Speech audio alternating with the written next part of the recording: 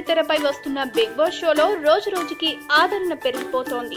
ఈ షో మొదలైన 1-2 రోజులు పెద్దగా ఇంట్రెస్ట్ గా కొనసాగకపోవడంతో చాలా మంది విమర్శించారు. కానీ బిగ్ బాస్ షోలో కంటెస్టెంట్ల మధ్య చిన్న చిన్న తగాదాలు, బుజ్జిగింపులు, కోపాలు మొదలయ్యాయి. దీంతో షోపై ప్రేక్షకులకు క్యూరియాసిటీ పెరగడం మొదలైంది. ఇక బిగ్ బాస్ షోలో మొదటి వారం బర్నింగ్ స్టార్ సంపూర్ణేష్ అనూహ్యంగా కెప్టెన్ అయ్యారు. కానీ 3 రోజుల తర్వాత అతడి పర్ఫార్మెన్స్ ఏమాత్రం నచ్చక బిగ్ బాస్ కెప్టెన్సీ నుంచి తొలగించాడు.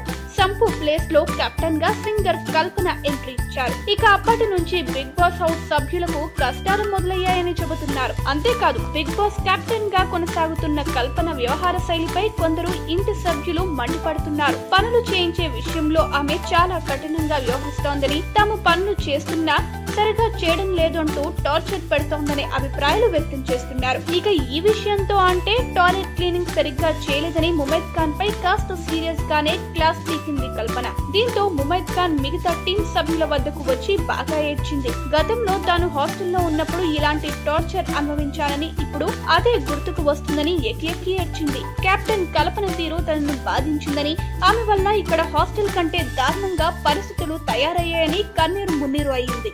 దీంతో ఇంటి సభ్యులు ఆమెను బుజ్జగించే ప్రయత్నం చేశారు. అంతేకాదు కెప్టెన్ బాధ్యతలు స్వీకరించిన తర్వాత కల్పన పూర్తిగా మారిపోయారని, వచ్చిన కొత్తలో అందరికీ తానే దగ్గరుండి పనులు చూసుకునేదని, ఇప్పుడు ఆర్డర్స్ ఇవ్వడం, గట్టిగా మాట్లాడటం ఎవరు జీర్ణించుకోలేక వామ్మో కెప్టెన్ ఇంత కఠినంగా వ్యవహరిస్తారా అంటూ చెవులు కొరుకుంటున్నారు.